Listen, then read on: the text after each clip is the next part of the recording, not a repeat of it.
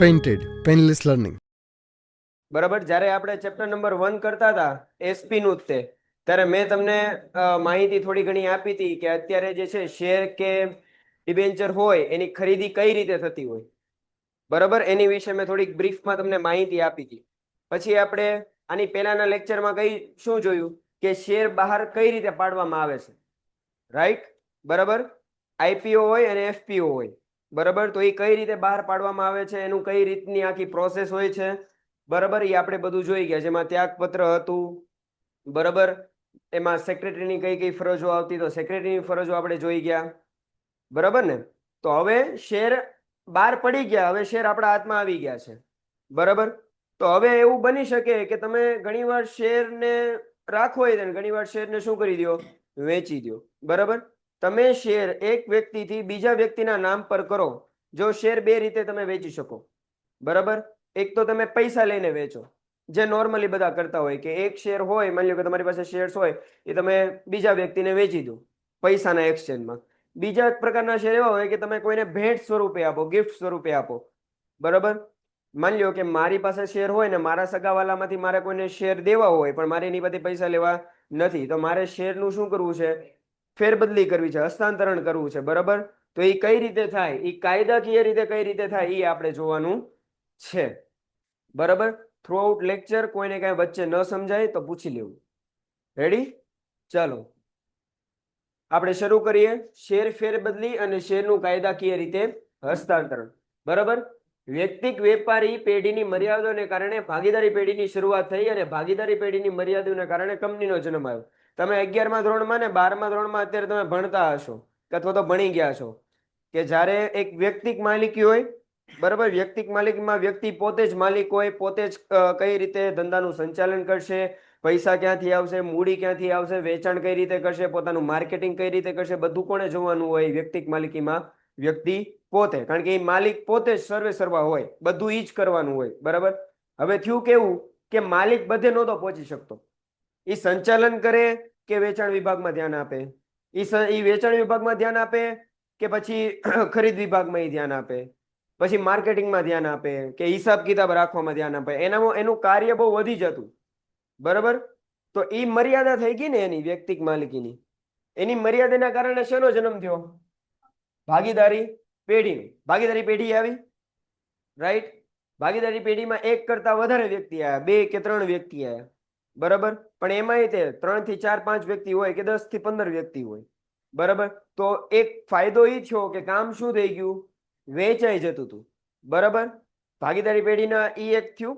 હવે એમાં એમ થયું કે ભાગીદારી પેઢીની જે સભ્યોની મર્યાદા હતી ને એ બહુ ઓછી હતી. તમે એક હદ સુધી તે ભાગીદારી પેઢીમાં સભ્યો રાખી શકો. માની લો કે તમારે એનાથી વધારે સભ્યો રાખવા હોય તો, બરાબર, વધારે સભ્યોને તમારે એડ કરવા હોય તો, સમજાય કે ન સમજાય? તો એ એક એની મર્યાદા હતી. એની મર્યાદાને કારણે કેનો જન્મ થયો? કંપનીનો જન્મ થયો ફાઇનલી. બરાબર, સમજાણું કે ન સમજાણું? ભાગીદારી પેઢીમાં ભાગીદારો દૂર થતા જે છૂટા થવાની લાંબી વિધિ કરવી પડે છે તે વિધિ કંપનીમાં કરવી પડતી નથી. ભાગીદારીના દાખલાઓ ગણો છો ને તમે અકાઉન્ટમાં, બરાબર, ભાગીદારનો પ્રવેશ ને એની નિવૃત્તિ, એના દાખલા, પ્રવેશ ને નિવૃત્તિના દાખલા ગણો છો ને તો તમને ખબર છે કે એની હિસાબ કિતાબમાં કેટલી બધી આપણે ડિટેલમાં ધ્યાન રાખવું પડે કે કને કેટલો ભાગ દેવો, કેટલો ભાગ ન દેવો. બરાબર, એ તો હિસાબ કિતાબની વાત છે, પણ પેપર વર્ક જે કરવાનું આવે, કારણ કે કાયદાકીય રીતે એને ભાગીદાર બનાવ્યો હતો, તેનું જે પેપર વર્ક કરવાનું આવે એની પ્રોસેસ કેવી હતી? બહુ લાંબી હતી.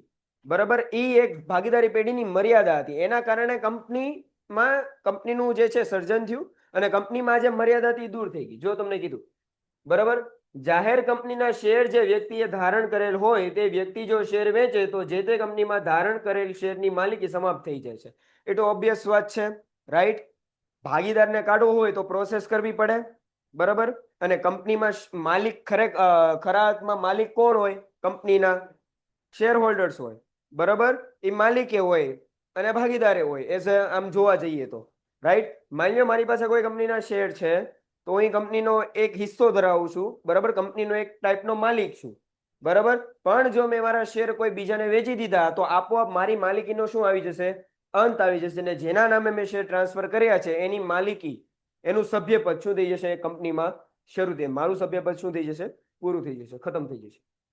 બરાબર, જેવી રીતે કોઈ એક વસ્તુની મુક્ત લેવેચ થઈ શકે તેવી જ રીતે શેરની પણ મુક્ત લેવેચ થઈ શકે છે. તમે બધા મોસ્ટ ઓફ અહીંયાથી ટ્રેડિંગ કે ઓનલાઈન કે શેરની ખરીદ વેચાણ કરતા હશો. આપણે બે ટાઈપની એપ્લિકેશનનો અત્યારે વધારે યુઝ આપણે જોઈએ છીએ. એક ગ્રો એપ્લિકેશન આવે છે અને એક એન્જલ વન એપ્લિકેશન આવે છે, રાઈટ? બરાબર. ઘરે જઈને એકવાર ખાલી ડાઉનલોડ કરજો આ એપ્લિકેશન્સ, બરાબર. તમે એ ડાઉનલોડ કરશો ને એટલે તમને આપોઆપ બધી વસ્તુ તમને દેખાડશે.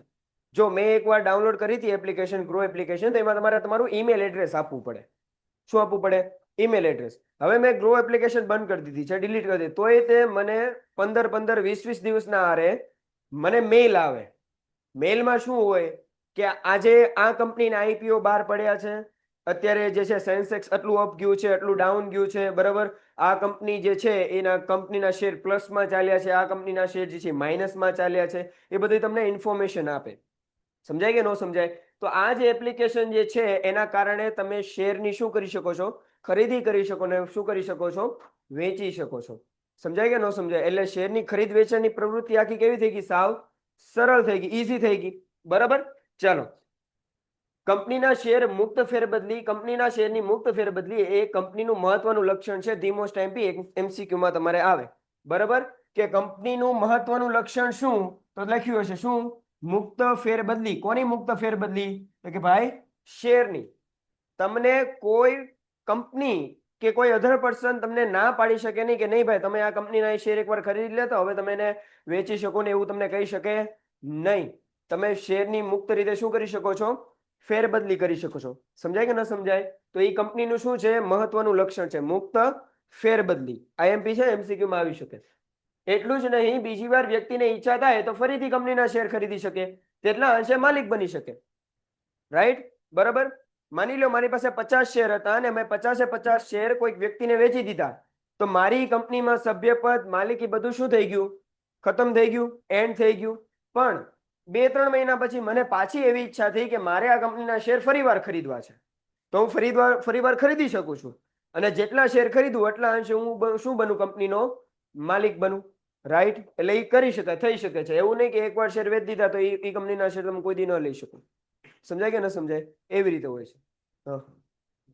ચાલો ચાલો પછી શું કીધું છે કે ભાઈ કંપની શેર ધારકોના આ હકને પ્રતિબંધ કરી શકે નહીં. કંપની તમને ના ન પાડી શકે કે ભાઈ તમે એકવાર મારી કંપનીના શેર ખરીદી લીધા છે, હવે તમે એને વેચી શકો નહીં, એમ કહી શકે નહીં.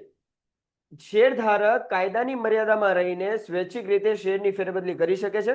તદુપરાંત કાયદાકીય પ્રક્રિયા અંતર્ગત શેરની ફરજિયાત ફેરબદલી થાય તેને કાયદાકીય હસ્તાંતરણ કહેવામાં આવે છે. તમને મે બી વન લાઇનર ક્વેશ્ચન જે આવે છે ને એમાં મે બી પૂછી શકે કે કાયદાકીય હસ્તાંતરણ એટલે શું? તો શું થાય કે કાયદાકીય પ્રક્રિયા દ્વારા શેરની જે ફરજિયાત ફેરબદલી થાય, ફરીવાર કાયદાકીય પ્રક્રિયા દ્વારા શેરની જે ફરજિયાત ફેરબદલી થાય એને કઈ ફેરબદલી કહેવાય? એને શું કહેવાય? સોરી, કાયદાકીય હસ્તાંતરણ. હસ્તાંતરણ એટલે શું? હસ્ત એટલે હાથ. જો ગુજરાતીમાં સંધિ છૂટી પાડવાનું આવે ને, બરાબર, હસ્ત એટલે હાથ, બરાબર, તરણ એટલે બીજાને દેવું, બરાબર, એક હાથેથી લઈને બીજાને આપવું. એઝ એ એક્ઝામ્પલ તરીકે મારી પાસે શેર હતા, મેં બીજાને દીધા, તો મેં શું કર્યું? હસ્તાંતરણ કર્યું. સમજાય કે ન સમજાય? વર્ડ ઇઝી જ છે. ચાલો, આ પ્રકરણમાં આપણે શેરની સ્વૈચ્છિક ફેરબદલી અને કાયદાકીય હસ્તાંતરણને લગતી કાયદાકીય જોગવાઈનો અભ્યાસ કરશું. જો ઇઝીલી હું તમને કહું કે આ ચેપ્ટરમાં કાંઈ આમ જોઉં તો આ ચેપ્ટરમાં કાંઈ લેવા જેવું નથી, બરાબર. સાવ ઇઝી છે. પણ ઇઝી ક્યારે આવે? જ્યારે તમારે એને બહારના વર્લ્ડ સાથે શું કરવું પડે? કનેક્ટ કરવું પડે, તમારે જોડીને ચાલવું પડે, તો તમને ઇઝી લાગે, બરાબર. હું વારંવાર ઉદાહરણ એટલે જ આપું છું કે તમને શું થાય? કનેક્ટેડ ફીલ થાય. જ્યારે કનેક્ટેડ ફીલ થાય તો જ સમજાય, બાકી સમજાય નહીં, બરાબર. એટલે આઉટસાઇડ ઓફ વર્લ્ડમાં જે ચાલે છે એને તમારે શું કરીને ચાલવું પડશે?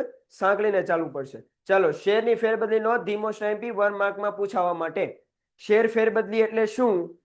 બરાબર. ચલો, કે ભાઈ સામાન્ય અર્થમાં જોઈએ તો શેરધારક પોતાની પાસેના શેર સ્વૈચ્છિક રીતે અન્ય કોઈને વેચે કે પોતાનો માલિકીનો હક અન્ય વ્યક્તિની તરફેણમાં જતો કરે અને જે તે શેરની માલિકીની હકની ફેરબદલી થાય તો તેને શેરની ફેરબદલી કહેવામાં આવે. ઇઝી છે, થોડાક વર્ડ્સ અઘરા છે, પણ જો શેરની ફેરબદલી એટલે શું? મારી પાસે જે શેર હતા મેં અન્ય કોઈ વ્યક્તિને વેચી દીધા, બરાબર. એટલે મારી માલિકીનો જે હક હતો એ મેં કોને આપી દીધો? એ પર્સનને. બરાબર, એટલે મારી માલિકીનો હક મેં ઈ જે પર્સન હતો એની તરફેણમાં શું કર્યો? જતો કર્યો. અને મારી માલિકી શું કરી? મેં જતી કરી. બરાબર, તો એને શું કહેવામાં આવે? શેરનું ફેરબદલી. બરાબર, આમ શેર હોલ્ડર પોતાનો માલિકીનો હક અન્ય વ્યક્તિની તરફેણમાં જતો કરે અને તેની માલિકી થઈ જાય તેને શેરની ફેરબદલી કહેવામાં આવે છે. જો બે ડેફિનેશન તમને આપી, બે વ્યાખ્યાઓ તમને આપી, તમને આમાં જે યાદ રાખે લખો. જો એક આ છે અને એક આ છે, બે સાચી છે. બરાબર, ઓલામાં થોડાક વર્ડ્સ અઘરા વાપર્યા છે, આમાં ઈઝી છે. બરાબર, પોતાની માલિકીનો હક અન્ય વ્યક્તિની તરફેણમાં શું કરે? જતો કરે. એને તમે શું કહો? શેરની ફેરબદલી. હવે એની વ્યાખ્યા આપી છે. કંપનીની સંમતિની અપેક્ષાએ શેરધારક મરજિયાત રીતે એટલે કેવી? સ્વેચ્છાએ. બરાબર, ફરજિયાત તમને કહે કે ચલો ભાઈ કરણ સર, તમારી પાસે જે શેર છે એ તમારે ફરજિયાત રીતે XYZ પર્સનના નામે ટ્રાન્સફર કરવા પડશે ને કરવા જ પડશે. એને ફરજિયાત કહેવાય. મરજિયાત એટલે શું? મારી મરજી મુજબ મને એમ લાગે કે મારે શેર ટ્રાન્સફર કરવા છે, બીજા કોઈ વ્યક્તિને દઈ દેવા છે તો દઈ દઉં. બરાબર, તો ફરીવાર, કંપનીની સંમતિની અપેક્ષાએ જ્યારે તમે શેરની ફેરબદલી કરો તો શેરની વેચણી કરો ને, બરાબર, ત્યારે કંપની જે છે એને ફાઇનલ કહેવાય ને કે ઓલું આપણે કેમ પાસ કહીએ કે ઓકે આ પ્રોસેસ છે એ પાસ. બરાબર, ફાઇનલ જે પ્રોસેસ હોય ને એમાં કંપની જ તે એમ કહે કે ઓકે હવે આ શેર જે છે બીજા વ્યક્તિને તમે ટ્રાન્સફર કરી શકો. આમાં આગળ આવશે કે કયા કયા સંજોગોમાં કંપની જે છે શેર ફેરબદલીની પ્રક્રિયાને મંજૂર કરતી નથી. જો શેરના હપ્તા બાકી હોય તો મંજૂર કરે નહીં. બરાબર, જો કોઈ ખોટી ઇન્ફોર્મેશન પ્રોવાઈડ કરી હોય તો એ મંજૂર કરે નહીં. આપણે આ બધું આગળ જોશું. એટલે કંપનીની સંમતિ લેવાની છે, કંપનીની પરમિશન લેવાની છે. ભલે આપણે સ્વેચ્છાએ વેચીએ છીએ પણ અંતે તો ફાઇનલ કોણ કરશે? કંપની જ કરશે કે આ તમે શેર બીજાને આપી શકો છો. પોતાના શેરનો માલિકીનો હક અન્ય વ્યક્તિની તરફેણમાં જતો કરે અને માલિકીના હકની ફેરબદલી થાય તો તેને શેરની ફેરબદલી કહેવાય. તમને આ વ્યાખ્યા યાદ રહે તો આ રાખો, ઉપરની બે યાદ રહે તો ઉપરની બે યાદ રાખો. બરાબર, બાકી શેરની ફેરબદલીની વ્યાખ્યા એનો અર્થ પૂછે તો તમારે આ લખી શકો. તમે તમારા ઓન લેંગ્વેજમાં લખી શકો. ઓન લેંગ્વેજ એટલે તમારા શબ્દોમાં તમે લખી શકો, પણ અમુક વર્ડ જે છે એ તમારે પર્ટિક્યુલર મૂકવાના જ હોય. બરાબર, આ તરફેણ છે, જતો કરે, માલિકીના હકની ફેરબદલી, આવા વર્ડ્સ હોય ને એ તો તમારે મૂકવા જ પડશે. પછી તમે તમારી લેંગ્વેજમાં લખો તોય ચાલે. બરાબર, ચાલો પછી આપણે આગળ શું કીધું છે કે જ્યારે શેર હોલ્ડર પોતાના શેર અન્ય વ્યક્તિને વેચે કે હક જતો કરે ત્યારે તેની માલિકી કે સભ્યપદ સમાપ્ત થઈ જતી તો આપણે સમજીએ છીએ. બરાબર, બીજું શું કીધું કે આ સભ્યપદ જે વ્યક્તિ ખરીદે જેના તરફેણમાં હક જતો કર્યો હોય તેને મળે છે. મેં આ ભાઈને મારા શેર વેચ્યા હોય તો મારી માલિકી અને મારો હક એ મેં કોની તરફેણમાં જતો કર્યો? આ ભાઈની તરફેણમાં. શેર આને વેચી દીધો તો હવે માલિક કોણ? આ ભાઈ. બરાબર, એને જે કાંઈ પણ શેર ખરીદવાના કારણે જે કાંઈ પણ હવે એને બેનિફિટ્સ મળવાના છે હવે કોને મળશે? આને મળશે, મને મળશે નહીં, કારણ કે મારો મેં હક જે હતો એ શું કરી દીધો? જતો કરી દીધો. બરાબર, અહીં એક બાબત ખૂબ મહત્વની છે કે આ પ્રક્રિયા જ્યારે જે કંપનીના શેર હોય તે કંપની તેને મંજૂરી આપે ત્યારે પૂરી થયેલી ગણાય. જો આ મેં ફરીવાર હું તમને કહેતો હતો, કંપની જ્યારે શેરને શું કરે? મંજૂર કરે કે ઓકે ભાઈ હવે આ શેર જે છે આ વ્યક્તિના નામે તમે શું કરી શકો? ટ્રાન્સફર કરી શકો. પણ કંપની પોતાની મનમાની કરી શકે નહીં. કંપની કયા સંજોગોમાં શેરની ફેરબદલીને મંજૂરી ન આપે એ આપણે આગળ જોશું. બાકી એની સિવાય કંપની કાંઈ એમ ન કહે કે ભાઈ તમે મારા એકવાર શેર લઈ લીધા એટલે હવે તમે આ શેર ન વેચી શકો. એમ કંપની કોઈ દિવસ કહી શકે નહીં. બરાબર, ચાલો પછી શું કીધું? શેર ફેરબદલીનું મહત્વ કે શેર હસ્તાંતરણ એક મહત્વની પ્રક્રિયા છે. કંપનીની સંમતિથી શેર હોલ્ડર પોતાના અધિકારનો ઉપયોગ કરી શેર ફેરબદલી કરે છે. શેર એ શેર ધારકનું કંપનીના શેર મૂડીના ભાગમાં દર્શાવતું નાણાકીય હિત છે. બરાબર, બહુ અગત્યની બાબત. શેર શું છે? મૂડીના ભાગમાં દર્શાવતું એક શું છે? નાણાકીય હિત. મેં માની લો કે 5 લાખના શેર લીધા હોય કોઈ કંપનીમાં, XYZ કંપનીમાં મેં 5 લાખના શેર લીધા. બરાબર, તો હવે ઈ મારી માટે શું થયું? ઈ શેર મૂડી થઈ. બરાબર, ઈ મેં શેર મૂડી આપી એના કારણે મને શું મળ્યા? શેર મળ્યા. તો મેં 5 લાખ કંપનીમાં રોક્યા છે એમ કહેવાય. મેં 5 લાખ કંપનીને આપ્યા છે તો ઈ જેટલી કંપની હોય એમાં મારું નાણાકીય હિત કેટલું? 5 લાખ રૂપિયા. મીન્સ કે તમે જેટલા શેર ખરીદો જેટલી રકમના ખરીદો ઈ શેરમાં ઈ કંપનીમાં તમારું શું હોય? ઈ ટાઈપનું નાણાકીય હિત હોય. તમે જેટલા શેર ખરીદો, જેટલા રૂપિયાના શેર ખરીદો એના આધારે હોય. તે શેર હોલ્ડરોની જંગમ મિલકત છે. જો જંગમ મિલકતનો અર્થ કોઈ કહે તો હાલો, આ તમારે અત્યારે બહુ આવશે, 11th માં આવી ગયું, 12th માં ઘણી વાર આવે છે કે જંગમ મિલકત હોય. જંગમ મિલકત નો અર્થ કયો? બોલો બેટા. નહીં નહીં નહીં, જંગમ ઉભા રહ્યો પેલા વિચારો, જંગમ મિલકત નો અર્થ શું થાય? હાથ ઊંચો કરીને પછી મને કયો, જંગમ મિલકત નો અર્થ શું? નહીં બેટા, નહીં. જંગમ મિલકત નો અર્થ પેન્ટેડ એપ્લિકેશન ધોરણ 6 થી 12ના વિદ્યાર્થીઓ માટે અપડેટ થઈ ચૂકી છે. આ એપ્લિકેશનમાં શું છે? બધા જ વિષયના વિડીયોઝ છે. ગુજરાતની બેસ્ટ ફેકલ્ટી દ્વારા લાઈવ લેક્ચર્સ છે. આઈએમપી પ્રશ્ન છે, ટેસ્ટ સિરીઝ છે અને ગુજરાતના તમામ વિદ્યાર્થીઓ સાથે તમે તમારી કમ્પેરિઝન કરી શકો છો. ગેમિફિકેશન છે અને બીજું ઘણું બધું. તો તમે એપ્લિકેશન ડાઉનલોડ ન કરી હોય તો ડિસ્ક્રિપ્શનમાં લિંક આપી છે. હમણાં જ પ્લે સ્ટોર ઉપર જાઓ અને એપ્લિકેશન ડાઉનલોડ કરો. ઘરે બેઠીને સરસ મજાનું ગુજરાતની જોરદાર ફેકલ્ટી સાથે ભણો, સારા માર્ક્સે પાસ થાય. બીજી જગ્યાએ વ્યા ગયા, બરાબર? એટલે એ જંગમ મિલકત એટલે એવી મિલકત જેને એક જગ્યાથી બીજી જગ્યાએ આરામથી તમે શું કરી શકો? ટ્રાન્સફર કરી શકો, સ્થળાંતર કરી શકો. એને જંગમ મિલકત કહેવાય. સાવ સાદી ડેફિનેશન છે આ. એટલે આ વર્ડમાં થોડા કન્ફ્યુઝ ન થતા. આથી કંપનીના શેર હોલ્ડરોને શેર વેચવાનો, બક્ષિસ આપવાનો અને ગીરો મૂકવાનો અધિકાર છે. બરાબર? વાંધો નહીં બેટા, લેટ થઈ ગયું તો વાંધો નહીં. ચલો, કંપનીના શેર હોલ્ડરને શું હક, કયા હક છે? શેર વેચી શકે, બરાબર, બક્ષિસ તરીકે આપી શકે, બરાબર, બોનસ તરીકે શેર આપી શકે, અને બીજો હું મૂકી શકે? ગીરવે મૂકી શકે, ગીરો મૂકી શકે. બરાબર? ઘણી બધી જો પ્રીશિયસ કંપની હોય, એટલે માની લો કે મારી પાસે ટાટા કે રિલાયન્સ કંપનીના શેર હોય, બરાબર, એક ઓલી કઈ કંપની છે, MRF ટાયર્સ ના મારી પાસે શેર હોય, એના શેર અત્યારે બહુ હાઈ લેવલના છે. બરાબર? માની લો કે મારી પાસે MRF ટાયરના શેર હોય અને મારે કંઈક લોન લેવી છે, તો બેંક પાસે હું લોન લેવા જઈશ તો એ મારી પાસે શું માંગશે કે તમે શું કંઈક મૂકો, ગીરવે મૂકો ભાઈ. એ એમ કહેશે કે નો કે? તો એઝ અ શેરે તે હું શું કરી શકું છું? ગીરવે મૂકી શકું છું. જો એમાં પ્રેસ્ટીજ કંપનીના શેર હોય તો, બરાબર, તમે મૂકી શકો.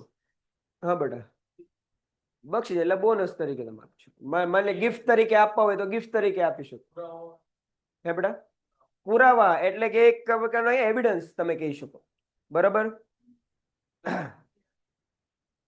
કંપની આપી શકે. તમને એમ થાય કે મારે આ ભાઈને દેવા છે તો તમે એને આપી શકો. કંપની તો આપે જ છે, બોનસ છે. ચલો, આ અંગે લોર્ડ બ્લેક બને જણાવ્યું હતું. આ મે બી જો અત્યાર સુધી પૂછાણું નથી કે લોર્ડ બ્લેક બનને મત અનુસાર શેર ફેરબદલી એટલે શું, કે શેરનું મહત્વ શું, પૂછાણું નથી. પણ તમારા મારા નસીબ કેટલા સરસ છે બોર્ડ બાબતે, એ તમને ખબર છે, મને ખબર છે. એટલે ઇન કેસ આવે તો અંડરલાઈન કરી રાખજો કે જોઈન્ટ સ્ટોક કંપનીની શરૂઆત કરવા પાછળનો મુખ્ય ઉદ્દેશ શું હતો? શેરની ફેરબદલી સરળતાથી થઈ શકે અને સગવડ તેના સભ્યોને શું કરી શકે? આપી શકે. જોઈન્ટ સ્ટોક કંપની એટલે જે કાંઈ પણ કંપની જે છે એનો મેઇન સ્થાપિત કરવાનો મેઇન મિનિંગ એ જ હતો કે શેરની શું કરવાની? ઇઝીલી સ્થળાંતર કરી શકો, ઇઝીલી ફેરબદલી કરી શકો. બરાબર? એમ એના સભ્યોને આપવાની. શેરનું ખરીદ વેચાણ શેર બજારમાં થાય, બરાબર, આપણા લોકલ બજારમાં ન થાય. શેર માર્કેટમાં ન વેચાય શેર. વેચાય? કોઈને લારી દેખાઈ ગયું મને કહેજો. બરાબર? એ અહીંયા થાય નહીં, એ ક્યાં થાય? શેર બજારમાં જ થાય. બરાબર? આપણે લોકલમાં વેચાય નહીં. લારી લઈને સવારે કોઈ ન નીકળે કે હાલો શેર લેવા. નીકળે છે કોઈને ઘરે આસપાસ? તો એ એરિયા મને કહેજો ભાઈ. જે મૂડી બજારનું સ્ત્રોત છે એટલા માટે શેર બજારને ઘણીવાર દેશના વિકાસની પારાશીશી તરીકે ઓળખવામાં આવે છે. ભાઈ આ વર્ડ એક પારાશીશી તરીકે આવ્યો. જો પારાશીશીનો મેઇન મિનિંગ આમ તમે જોવો તો ડેફિનેશન અર્થ બહુ અઘરો છે.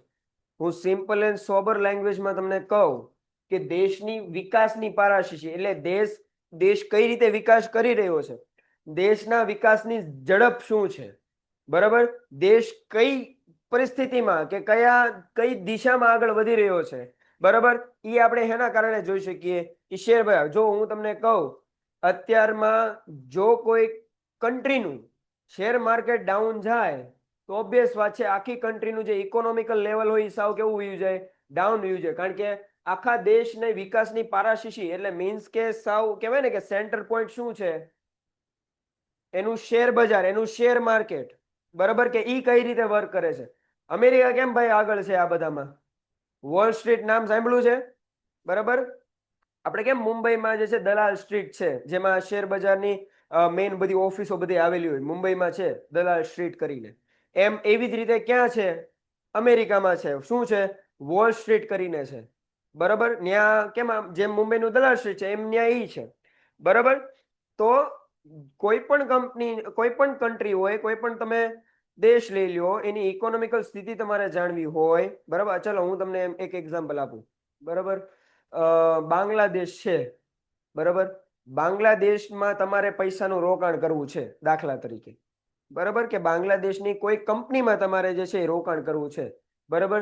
તો ઓબ્વિયસ વાત છે, તમે પહેલા શું જોશો? એનું શેર માર્કેટ જોશો. શેર માર્કેટ જો એટલે તમને ખ્યાલ આવી જાય કે કયા સેક્ટરમાં, સેક્ટર એટલે ખબર પડે ને, કયા સેક્ટરમાં રોકાણ કરવું મારી માટે શું છે, ઇઝી છે, જેમાં મને વધારે રિટર્ન મળી શકે, એ તમે જોશો પહેલા, રાઈટ. જો ઈ ડાઉન હશે તો ત્યાં રોકાણ કરવા જશો? નહીં જશો. સમજાય કે ન સમજાય? એટલે એવી રીતે કીધું છે. હવે આ પૂછી શકે કે ભાઈ 2 માર્કમાં જો તમારે કદાચ આવે તો, બરાબર, કે શેરની ફેરબદલીમાં મેઇન પોઈન્ટ શું, એના શેરની ફેરબદલીના મુખ્ય ભાગો શું? તો એમાં પેલું કીધું કે શેર ફેરબદલીથી સરકારને શું થાય છે? આવક થાય છે, બરાબર. સરકાર જે છે શેરની ફેરબદલી ઉપર ટેક્સ લે છે. હવે એ ટેક્સ કેટલા પ્રકારનો હોય છે? જીએસટી લાગે છે એમાં? તો કે ભાઈ નહીં. જેટલી તમારી શેરની કિંમત એ મુજબ સરકાર શું લે? ટેક્સ લે, બરાબર. એના ટેક્સના સ્લેબ હોય. સ્લેબ એટલે ખબર પડે ને કે પાર્ટ્સ હોય, કે કેટલા, જો માની લો કે 1 લાખના શેર હોય તો સરકાર આટલા ટકા ટેક્સ લેશે, 5 લાખથી વધારેના શેર હોય તો સરકાર આટલા ટકા ટેક્સ લે. એના સ્લેબ્સ હોય, તમે ઓનલાઈન સર્ચ કરીને જોઈ શકો. શેર ફેરબદલી કે વેચાણ જેમ પ્રમાણમાં વધારે થાય એમ સરકારને શું થાય? વધારે આવક ઊભી થાય. જેટલા શેર વધારે વેચાય એટલા એની પર ટેક્સ વધારે નખાય. ટેક્સનું વધારે મની કોની પાસે જશે? આખું ગવર્મેન્ટ પાસે જશે, સરકાર પાસે જશે, બરાબર. કારણ કે સરકાર શેર ફેરબદલી પર શું નાખેલો છે? એક ટેક્સ નાખેલો છે, કર નાખેલો છે, બરાબર. શેર વેચાણને કારણે શેર વેચનારને શું મળે છે? રોકડ મળે છે. પણ અત્યારે તમારા પૈસા તમને ક્યાં મળી જાય? બેંકમાં મળી જાય, ઓનલાઈન ટ્રાન્સફર થઈ જાય છે ને અત્યારે તો. મોસ્ટ ઓફ, હું એમ કહું તો મોસ્ટ ઓફ બધા જે છે શું વાપરે છે? ઓનલાઈન બેન્કિંગ વાપરે છે. એ પછી તમે ગૂગલ પે કયો, ફોન પે કયો, કે અધર કોઈ પણ એપ્લિકેશન તમે કહી, બધા શું વાપરે છે? ઓનલાઈન વાપરે છે, બરાબર. અને જ્યારે તમે ડીમેટ એકાઉન્ટ ખોલાવો છો ત્યારે તમારું બેંક એકાઉન્ટ શું કરો છો? લિંક કરો છો, રાઈટ. એટલે જે કાંઈ પણ પૈસા હોય એમાંથી કટ થતા હોય, જે કાંઈ પણ પૈસા આવવાના હોય તમારા અકાઉન્ટમાં શું થઈ જાય? ડાયરેક્ટ જમા થઈ જાય. પહેલાની વ્યવસ્થા અલગ હતી, એના કારણે અહીંયા રોકડ લખેલું છે, બરાબર. શેર ખરીદનાર વ્યક્તિને શેર માલિકીનો શેર માલિકી હક શેર શેરનો માલિકી હક શેર મળે છે, મીન્સ કે શેરની માલિકી મળે છે ટૂંકમાં. શેર હોલ્ડર શેર બજારમાં ભાવમાં થતા ફેરફારનો લાભ મેળવી શકે કે ન મેળવી શકે, બરાબર. મેં XYZ કંપનીના માની લો કે આજથી 10-20 વર્ષ પહેલા મેં MRF કંપનીના શેર ખરીદી લીધા, બરાબર. હવે મેં રાહ જોઈ. ઘણા બધા શેર એવા હોય ને કંપનીના જે તમારે ખરીદીને ભૂલી જવાના. આવા તમે ઘણી વાર જો સાંભળ્યું હોય તો ઘણી બધી કંપનીના શેર એવા હોય જે તમારે ખરીદીને શું કરી જવાના? 5-10-20 વર્ષ માટે ભૂલી જવાના કે મારી પાસે આ શેર પડ્યા છે, એટલે સેલ કરવાના નહીં. ઇન ફ્યુચર એના ભાવ વધે ત્યારે તમે એનો શું લઈ શકો? લાભ લઈ શકો. અત્યારે મોસ્ટ ઓફ ટ્રેડિંગમાં એમ જ હોય છે ને, આઈ થિંક, બરાબર. જેમ ભાવ વધે એમ શેર શું કરી દેવાના? સેલ કરી દેવાના, વેચી દેવાના, રાઈટ. તો MRF કંપનીના જેની પાસે અત્યારે શેર હશે, જેને ત્યાં પહેલા લીધા હશે, એને સાચવીને રાખ્યા હશે કે ભાઈ ઇન ફ્યુચર શું વધશે? ભાવ વધશે. તો અત્યારે એને લાભ મળે છે કે નથી મળતો? એ બધું જવા દો. ટૂંકમાં શેર ખરીદીએ ને તો આપણું મેઇન હિત શું હોય? કે જ્યારે હું આ કંપનીના શેર વેચું ત્યારે મને શું મળે? પ્રોફિટ મળે, લાભ મળે. કે એ કંપનીના શેરના જ્યારે ભાવ ઉપર જશે ત્યારે શું મળશે? મને લાભ મળશે, બરાબર. ચલો એક આને રિલેટેડ એક હમણાંનું કરંટ સિનેરિયો તમને કહું, બરાબર. હમણાં તમને ખ્યાલ હોય તો એક રામાયણ મૂવીનું ટીઝર બહાર પડ્યું હતું હમણાં થોડાક ટાઈમ પહેલા, આજથી 3-4 દિવસ પહેલા. આ સાંભળજો, બરાબર. આ આપણી હારવા રિલેટેડ જ છે. રામાયણ મૂવીનું ટીઝર બહાર પડ્યું હતું, બરાબર. પ્રોડ્યુસર કોને કહેવાય? કે જે પિક્ચરમાં પૈસા લગાડે, બરાબર. મારે પિક્ચર માની લો કે કોઈ વ્યક્તિ મારી પાસે આવે કે કરણ સર આ મારી સ્ટોરી છે, મારી પાસે પૈસા નથી, તમે પૈસા લગાડો એટલે હું મૂવી બનાવું, તો હું પૈસા રોકું એટલે હું કહેવાઉં? પ્રોડ્યુસર કહેવાઉં, બરાબર. એનો પ્રોડ્યુસર છે નિમિત મલ્હોત્રા. શું નામ છે એનું? નિમિત મલ્હોત્રા. એ ટીઝર બહાર પડ્યું ને એની કંપનીની વેલ્યુએશન 1000 કરોડ વધી ગઈ. કેટલી વધી ગઈ? 1000 કરોડ. આજે રાત્રે ટીઝર બહાર પડ્યું, 1 કે 2 દિવસ પછી કંપનીની વેલ્યુએશન 1000 કરોડ વધી ગઈ. એટલે જેણે એ નિમિત મલ્હોત્રાની જે કંપની હોય ને પ્રોડક્શન કંપની એને લિસ્ટેડ કરેલી છે, એટલે એ કંપનીના તમે શેર ખરીદી શકો. બરાબર, તો કંપનીનું વેલ્યુએશન 1000 કરોડ વધી ગયું. એટલે તમે વિચારો, એટલે શેરના પ્રાઇઝે અપ ગયા હશે, ઓબ્વિયસ વાત છે, રાઈટ. એના પરફેક્ટ પ્રાઇસ મને નથી ખબર કે જ્યારે કેટલા હતા, મેં જોયેલા છે પણ મને અત્યારે યાદ નથી. તમે જોજો, આ એક કેસ સ્ટડી જો યુટ્યુબમાં તમને મળી જતી હોય તો તમે એ જોઈ લેજો. બરાબર, કે આવી રીતે માની લો કે નિમિત મલ્હોત્રાની કંપનીમાં મેં શેર ખરીદેલા હોય અને મેં શેર હાંચવીને રાખ્યા, અને અત્યારે આવા સર્કમસ્ટન્સીસના કારણે કંપનીનું વેલ્યુએશન વધી ગયું, તો ઓબ્વિયસ વાત છે વેલ્યુએશન વધે એટલે કંપનીના શેરના ભાવે શું થવાના છે? વધવાના છે. તો મને એનો લાભ મળશે, રાઈટ. તો મારી પાસે જે શેર હતા એની વેલ્યુ શું થઈ છે? વધી જશે. અને મારે શેર વેચવા હોય તો હું વેચી શકું. સમજાય કે ન સમજાય? એ કેસ સ્ટડી જો તમને યુટ્યુબમાં મળી જતી હોય ને આની, બરાબર, તો એકવાર જોઈ લેજો. ચાલો, પછી શું કીધું છે કે ભાઈ બિનકાર્યક્ષમ એકમોમાં રોકાયેલા નાણાંનો પ્રવાહ કાર્યક્ષમ એકમો તરફ વળે છે. બિનકાર્યક્ષમ એકમો, જો મારી પાસે પૈસા પડેલા જ હોય, બરાબર, મારે કાંઈ પૈસાનું કાંઈ કામ છે નહીં, બરાબર, કાં તો હું બેંકમાં મૂકી દઉં કાં તો ઘરે લોકરમાં સાચવીને રાખું, એનું ઈ મને કાંઈ પ્રોફિટ કરવાના નથી. આ ઓકે, તમે બેંકમાં મૂકો તો તમે જે કાંઈ પણ વ્યાજ કે કાંઈ મળે, એફડી કરાવો કે જે કાંઈ પણ તમે કરાવો એમાં તમને વ્યાજ મળે, બરાબર. તો એ કાર્યક્ષમ થયું, કે તમારું નાણું કાર્ય કરે છે એમ કહેવાય, એટલે કાર્યક્ષમ એને કહેવાય. તમારું નાણું એમને એમ પડ્યું છે એની કરતાં તમે હેમાં રોકો છો? એને હવે શેર બજારમાં રોકો છો, એટલે હવે તમારા નાણાં કાર્યક્ષમ એકમમાં વપરાણા, રાઈટ. તમારું નાણાંનું હમણાં કાંઈ કામ હતું નહીં, હવે તમારા નાણાં કોઈક બાબતે વપરાય છે, કાંઈ એમાં યુઝમાં આવે છે, બરાબર. તો એ કાર્યક્ષમ એકમો તરફ વાળી શકો છો, બરાબર. પછી શું કીધું કે શેર બજારનો અને મૂડી બજારનો વિકાસ થાય છે. જેટલા શેર, જેટલી કંપની લિસ્ટેડ થાય એટલું આપણું શેર બજાર ને મૂડી બજાર કેવું થઈ જાય? વધે, બરાબર. અને સાતમું કીધું છે કે મુક્ત શેર ફેરબદલીના કારણે કંપની સ્વરૂપનો વિકાસ ઝડપથી બને છે. મુક્ત શેર ફેરબદલી એટલે શું? કે ભાઈ ઈ તે કે તમને કોઈ રોકટોક વગર તમે એક વ્યક્તિને બીજી વ્યક્તિને તમે શું કરી શકો છો? શેર આપી શકો છો, બરાબર. જો તમે એક વ્યક્તિને શેર વેચો, માની લો કે ભાઈ મેં જે શેર ખરીદ્યા હતા એ 50 રૂપિયાના હતા, 50 રૂપિયાનો એક શેર મેં ખરીદ્યો હતો, બરાબર. હવે અત્યારે ઈ શેરનો ભાવ જે છે એ 5000 રૂપિયા થાય છે. કેટલા રૂપિયા થાય છે? 5000 રૂપિયા થયા, બરાબર. ભાવ વધ્યો તો મને લાલચ આવી કે ચલો ભાઈ હવે બહુ કઈ રાહ જોવી નથી, હવે શું કરી દો? આ વેચી દો એક શેર, બરાબર. તો હવે જે આ બીજો પર્સન હતો એને કેટલામાં શેર ખરીદ્યા? 5000 શેર ખરીદ્યા. મીન્સ કે હવે 5000 નો એક શેર કંપનીનો, એટલે કંપનીની વેલ્યુએશન વધી એટલે એને રોકાણ કર્યું, બરાબર. તો ભાઈ હું એમ કહું, હું તમને અહીંયા એમ કહું કે જો ભાઈ મેં એક કંપનીના શેર પેલા 50 રૂપિયામાં વેચ્યા હતા ને, મેં અત્યારે 5000 ખરીદ્યા છે. મેં કેમ અત્યારે નિમિત મલ્હોત્રાની વાત કરી તમને, અત્યારે એની કંપનીની મેં તમને અત્યારે વાત કરી. હવે તમને લોકોને એમ થાય કે મારે ઈ કંપનીના શેર ખરીદવા છે, બરાબર. તો ઓબ્વિયસ વાત છે તમે એ કંપનીના શેરની શું કરશો? ડિમાન્ડ કરશો, બરાબર. એ ડિમાન્ડ કરશો તો એ કંપનીને ઈ જ જોતું હોય. સમજાય કે ન સમજાય? કંપનીને ઈ જ જોતું હોય કે પબ્લિક ડિમાન્ડ કરે ને અમે લોકો શેર બહાર પાડીએ, બરાબર. અમને શું મળે? પૈસા મળે. સમજાય કે ન સમજાય? બરાબર. એવી રીતે તો એના કારણે કંપનીનો શું થાય? વિકાસ થાય, બરાબર. કંપની જે પેલા અહીંયા 50 રૂપિયામાં એક જ શહેરમાં કામ કરતી હતી, હવે એક એમ થઈ શકે કે 2 થી 3 જગ્યાએ એ શું ખોલે? કંપનીની બ્રાન્ચીસ ઓપન કરે. થાય કે ન થાય બેટા? એવી રીતે છે, બરાબર. ચાલો, શેર ફેરબદલી અંગેના આ બધું શેર જે કાંઈ પણ રોકાણ તમે કરો, બરાબર, ઈ જ બીજું આમાં બહુ કઈ ખાસ છે. તમે એ વિશે જો અત્યારે શેર બજાર અને મૂડી બજાર એક એવા વિશાળ ઓલા છે ને સબ્જેક્ટ, બરાબર, કે હું અત્યારે ભણાવવા બેન તો આપણો આખો લેક્ચર વયો જાય, બરાબર. એટલે હું બહુ એની ડિટેલમાં માહિતી નથી આપતો ને મને એવું નથી લાગતું કે અહીંયાથી કોઈ પણ શેર બજારથી તો માહિતગાર ન હોય એવું તો હશે જ નહીં. બધા છો તે થોડા ઘણા છો, બરાબર. પણ ઇન કેસ જો તમારે વધારે નોલેજ કે ડિટેલ જોતી હોય તો તમે યુટ્યુબ પરથી મેળવી શકો છો, અથવા તો તમારે વધારે જોતું હોય તો પછી લેક્ચર પછી મળવું, બરાબર. કારણ કે અહીંયા કોર્સ પતાવો એટલે ચાલો વાંધો નહીં.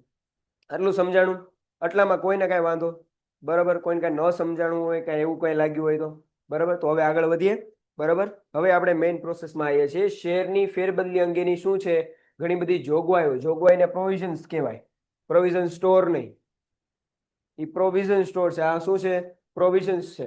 આ અંગેનો અભ્યાસ કરતા પહેલા શેર હોલ્ડર પાસે કયા પ્રકારના શેર છે તે જાણવું પડે. જો ભાઈ માફ કરજો, શેર બે ટાઈપના હોય, બરાબર. જો આપણા પપ્પા કે દાદા હોય તો એની પાસે આ ટાઈપના શેર હશે. કેવા ટાઈપના? મૂર્ત સ્વરૂપના છે. મૂર્ત એટલે ફિઝિકલ. ભૌતિક અભૌતિક એટલે ખબર પડે? ભૌતિક એટલે એવી વસ્તુ જેને આપણે શું કરી શકીએ? સ્પર્શી શકીએ, જોઈ શકીએ. અભૌતિક એટલે એવી વસ્તુ કે જેને આપણે જોઈ શકીએ નહીં અને સ્પર્શી શકીએ નહીં. બરાબર. હવે ભૌતિક અભૌતિક, હવે તમે નાના હતા એટલે આ વર્ડ વાપરતા હતા, હવે મોટા થયા એટલે કયો વર્ડ આવ્યો? મૂર્ત. મૂર્ત સ્વરૂપના શેર એટલે ફિઝિકલ, ભૌતિક રીતે. અમૂર્ત એટલે નોન ફિઝિકલ, તમે જોઈ શકો કે સ્પર્શી શકો નહીં. બરાબર. અત્યારે તમારા દાદા કે તમારા પપ્પા હોય એની પાસે કયા પ્રકારના શેર હોય? અત્યારે ફિઝિકલ શેર હોય. ફિઝિકલ શેરમાં શેરનું પ્રમાણપત્ર મળે. એમાં તમારા પપ્પાનું નામ કે તમારા દાદાનું નામ, એના શેરની કેટલી સંખ્યા છે, શેરનો અત્યારે ભાવ શું છે, એ બધું શું હોય? લખેલું હોય. બરાબર. એને કેવા પ્રકારના શેર કહેવાય? ફિઝિકલ શેર કહેવાય. બરાબર. અને નોર્મલી અત્યારે જે પ્રચલિત છે એ કયા પ્રકારના શેર છે? અમૂર્ત સ્વરૂપના શેર. એટલે કેવા શેર? Demat share. જે શેરનું પ્રમાણપત્ર તમને મળતું નથી. તો શું મળે છે ભાઈ? તમારું ડીમેટ ખાતું હોય ને, એમાં શું થઈ જાય? આ બધા શેર જમા થાય. તમારું ડીમેટનું અકાઉન્ટ ઓપન કરો એટલે તમને બધું દેખાય. ઇવન એપ્લિકેશન બધી અમે જે નામ લીધા, ગ્રો ને એન્જલ વન, એમાં તમે જો એમાં સેક્શન હોય. બરાબર. એમાં તમે જોઈ શકો મારી પાસે એટલે કઈ કંપનીના શેર છે, કેટલા છે, એ બધું તમને જોઈ શકો. બરાબર. હવે મૂર્ત ને અમૂર્તમાં કોઈને કઈ કન્ફ્યુઝન? મૂર્ત એટલે ફિઝિકલ, ભૌતિક સ્વરૂપના, જેને આપણે જોઈ શકીએ, સ્પર્શી શકીએ, એટલે શેરનું પ્રમાણપત્ર આવતું ને. બરાબર. અને અમૂર્ત એટલે કેવા છે? ડીમેટ ખાતાના, જે અત્યારે આપણા ખાતામાં જમા થાય છે. રાઈટ. બરાબર. જેમ પૈસા જમા થાય એમ શું જમા થાય? શેર જમા થાય. બરાબર. ચાલો. મૂર્ત કે વાસ્તવિક સ્વરૂપના શેર. બરાબર. અંગ્રેજીમાં આને ફિઝિકલ શેર તરીકે ઓળખવામાં આવે છે, જેમાં શેર હોલ્ડર પાસે કંપની આપેલા શેર પ્રમાણપત્ર તેની પાસે હોય છે. પહેલાના સમયમાં જ્યારે તમને આ કે ડીમેટ કે એવી કાંઈ સુવિધા નહોતી, તો જો તમે કંપનીના શેર ખરીદો છો તો તમને શું આપે કંપની? એની પ્રમાણપત્ર આપે. એનું આગળ આપણે ઘણા હજી આપણે આગળ ભણશું આગળના ચેપ્ટરમાં. બરાબર. મેં શેર ખરીદી લીધા. બરાબર. તો ડીમેટ ખાતું તો નથી એ ટાઈમમાં, તો મેં શેર ખરીદ્યા એનું પ્રૂફ શું? તો ઈ સર્ટિફિકેટ, ઈ પ્રમાણપત્ર. બરાબર. એમ આ શેર પ્રમાણપત્રમાં શું શું હોય? બરાબર. તો જો તમને કીધું, જેણે શેર લીધા હોય એનું નામ, એની સંખ્યા, એની કિંમત, કંપનીનું નામ, કંપનીની સામાન્ય મોહર એટલે સ્ટેમ્પ એનો. બરાબર. એવું બધું આમાં હોય. પણ આ શેરની એક કહેવાય ને ગેરફાયદો, એની મર્યાદા. મર્યાદા શું? કે આ શેર પ્રમાણપત્ર કેવું કહેવાય? ફાટી જવાની બીક લાગે. બરાબર. ફિઝિકલ સ્વરૂપમાં છે એટલે ફાટી જવાની બીક લાગે, ચોરાઈ જવાની બીક લાગે. જો ભાઈ કોઈ સારી કંપનીના શેર તમે લઈ લીધા હોય, બરાબર, ને કોઈને ખબર પડી કે આ ભાઈની પાસે ફિઝિકલ સ્વરૂપમાં શેર છે, તો એ ચોરી કરી શકે. બરાબર. આગમાં નાશ પામે કે અસ્તિત્વનો નાશ થઈ જાય. અસ્તિત્વને એટલે આખું પ્રમાણપત્ર કઈક ગાયબ થઈ જાય. બરાબર. મારે એવું થયું હતું. મારા પપ્પા પાસે ભાવનગર નાગરિક બેંક છે ને અહીંયા, એના મારા પપ્પા પાસે શેર હતા. મારા દાદા પાસે શેર હતા ને મારા દાદાએ એ શેર મારા પપ્પાના નામ પર ટ્રાન્સફર કરી દીધા હતા, અમુક શેર. બરાબર. હવે થ્રુ આઉટ સમ સર્કમસ્ટાન્સીસ, કોઈક પરિસ્થિતિના કારણે એ શેરનું સર્ટિફિકેટ અમારી પાસે હતું નહીં. બરાબર. તો હું પોતે ગયો તો ત્યાં બેંકે. બરાબર. કે ભાઈ આવી આવી રીતે પ્રોબ્લેમ થઈ છે, મારા પપ્પા તમારી બેંકના સભ્ય છે ને અમે અમારા શેર જે છે લીધેલા છે. બરાબર. ને પ્રમાણપત્ર અમારી પાસે છે નહીં, તો તમે અમને બીજું નવું પ્રમાણપત્ર આપો. તો એની અમુક પ્રોસેસ હતી. એમાં કંપની જે તમે શેર લ્યો ને એના બેંકના પહેલા, તો એ તમને એક કાર્ડ આપે. કેમ? આઈડેન્ટિટી કાર્ડ હોય આપણું સ્કૂલનું. બરાબર. આઈ કાર્ડ હોય એવી રીતે તમને કાર્ડ આપે. બરાબર. એ કાર્ડમાં તમારો સભ્યપદ નંબર લખેલો હોય. એ સભ્યપદ નંબર તમે આપો એટલે એ કમ્પ્યુટરમાં એને જોયું, અમુક ડોક્યુમેન્ટ્સ માંગ્યા અને નોમિનલ ફી માંગી. નોમિનલ એટલે સાવ નજીવી ફી માંગી, 90-92 રૂપિયા સમથિંગ એવી જેટલી ફી હતી. બરાબર. અને મહિના 1.5 મહિના પછી ફોન કરીને મને કીધું કે તમારા શેર જે છે એ શેરનું પ્રમાણપત્ર આવી ગયું છે, તમે લઈ જાઓ. સમજાય કે ન સમજાય? તો એ શેર ફિઝિકલ ફોર્મમાં હોય. બરાબર. હવે ઇન કેસ જો હવે ઈ પ્રમાણપત્રને કંઈક થઈ ગયું, નો કરે નારાયણ મારા ઘરમાં આગ લાગી, તો એ શેર બળી ગયા. બરાબર. અથવા તો પૂર આવવાને કારણે એ શેરના પ્રમાણપત્ર તણાઈ ગયા, કે અધર કોઈ સર્કમસ્ટાન્સીસના કારણે એ શેરનું પ્રમાણપત્ર નાશ પામ્યું. બરાબર. તો કંપની શું કરે? તમને રીઇશ્યુ કરી શકે. બરાબર. ડુપ્લિકેટ પ્રમાણપત્ર તમને આપે. એ જે ફર્સ્ટ ટાઈમ આપે એ ઓરિજિનલ જ હોય બેટા. હવે જે તમને બીજી વાર આપ્યું એ કેવું હતું? ડુપ્લિકેટ. એમાં લખેલું આવે. જ્યારે તમે પ્રમાણપત્ર જોવો ને એની ઉપર લખેલું હોય કે ડુપ્લિકેટ સર્ટિફિકેટ છે. સમજાય કે ન સમજાય? છે એવું હશે ને તો એક બી લેતો આવી છે. ચાલો. એટલે આવા પ્રકારની પ્રોબ્લેમ આમાં રહી. ફિઝિકલ શેરમાં. અમુક પ્રકારના શેરમાં આવી પ્રોબ્લેમ રહી નહીં. અંગ્રેજીમાં જેને ડીમેટ શેર તરીકે ઓળખવામાં આવે છે, આ પ્રકારના શેર હોલ્ડર પાસે હોતા નથી, પરંતુ એમણે ખોલાવેલા શેમાં હોય, ડીમેટ એકાઉન્ટમાં હોય. 11મા ધોરણમાં આપણે ભણી ગયા છીએ. આ પ્રકારના શેર વાસ્તવિક સ્વરૂપના ગેરફાયદા જેમ કે ખોવાઈ જવાનો, ફાટી જવાનો, ચોરાઈ જવાનો, આગમાં નાશ પામવાનો કાંઈ બીક રહેતી નથી, કારણ કે આપણી પાસે ફિઝિકલ ફોર્મમાં નથી, આપણા અકાઉન્ટમાં છે. પણ અત્યારે સાયબર ફ્રોડ એટલો બધો થાય છે બટા, બરાબર. સાયબર ફ્રોડ એટલે ખબર પડે ને, સાયબર ફ્રોડ એટલો બધો થાય છે, હેકિંગ ને એટલું બધું વધી ગયું છે કે મોટી મોટી કંપની એનાથી બચી શકતી નથી, બરાબર. હમણાં થોડાક દિવસની જ વાત છે, અઠવાડિયા પહેલાની, બરાબર. ગૂગલને એવી ખબર પડી કે અમારું જે કાંઈ પણ સર્વર હતું ને એ હેક થઈ ગયું છે. હવે તમે મને કહો, અહીંયા બેઠેલા દરેકનું ગૂગલમાં અકાઉન્ટ હશે. હવે તમે જ્યારે ગૂગલનું અકાઉન્ટ બનાવો ને, ઓલું જીમેલ એડ્રેસ બનાવો ને, ત્યારે તમને ખબર છે, તમે તમારો મોબાઈલ નંબર નાખો છો ઓટીપી માટે, રાઈટ? મોબાઈલ નંબર નાખો છો. હવે તમને ખબર છે, મને ખબર છે, અત્યારે તમારો જે મોબાઈલ નંબર હોય એ હેની હારે કનેક્ટેડ હોય? બેંક હારે કનેક્ટેડ હોય, બરાબર. બેંક હારે કનેક્ટેડ હોય ત્યારે બેંક વાળા શું કહે છે કે ભાઈ તમે લોકો તમારું આધાર કાર્ડ શું કરો, બેંક ખાતા સાથે લિંક કરો. એટલે આપણું આધાર કાર્ડ તે આધાર કાર્ડમાં નંબર હોય, બેંકમાં નંબર હોય. આધાર કાર્ડમાં શું પ્રોબ્લેમ પડે? એમાં આપણા બધા બાયોમેટ્રિક્સ હોય, એમાં આપણી ફિંગરપ્રિન્ટ, આઈ સ્કેનર એ બધું એમાં હોય, બરાબર. એ ડેટા અત્યારે એમ કહું કે પૈસા ચોરી જાવ ને, બરાબર, એ પોસાય, બરાબર. પણ જો તમારી આઈડેન્ટિટી મીન્સ કે આ બધી ચોરાઈ જાય ને, તો એ તમારે બહુ વધારે પડે, કારણ કે એનો યુઝ કરીને ઘણા ઇનલીગલ વર્ક એ થઈ શકે. સમજાય કે ન સમજાય? બરાબર. ને અત્યારે પાન કાર્ડ તમે કઢાવો ને, તો પાન કાર્ડ એ આધાર કાર્ડ મુજબ જ નીકળે છે. પાન કાર્ડ જે તમારું આધાર કાર્ડ હોય એ મુજબ તમારું શું નીકળે? પાન કાર્ડ નીકળે, બરાબર. એટલે હમણાં ગૂગલે એવું માન્યું કે હા ભાઈ, અમારા જે સર્વર હતા એ શું થઈ ગયા હતા? હેક થઈ ગયા હતા. એટલે પછી મેલ આવ્યો, બરાબર.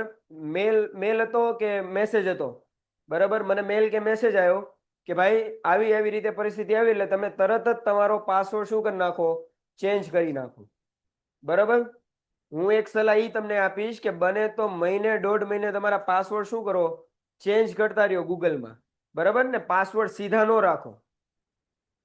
સીધા એટલે ઇન ધ સેન્સ કે એમ કહેવાય ને કે લખી નાખ્યા 1 2 3, પાસવર્ડ જ રાખે.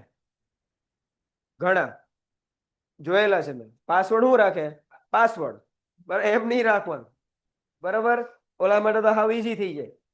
જો અમુક વર્ડ જો તમે જે લખતા હો, પાસવર્ડ થોડોક મોટો રાખવાનો. હા ભાઈ, નો યાદ રહેતું હોય તો તમારી પાસે એક ડાયરી કે બુક હોય ને ઘરે, એમાં લખી નાખવાનું કે જીમેલ એડ્રેસનો તારીખ એટલાનો મેં આજે આ પાસવર્ડ ચેન્જ કર્યો છે ને આ પાસવર્ડ આ છે. પાસવર્ડ થોડોક લાંબો રાખવાનો. લાંબો કઈ રીતે? કે માની લો કે હું કરણ ચૌહાણ કરીને પાસવર્ડ રાખતો હોઉં તો, બરાબર.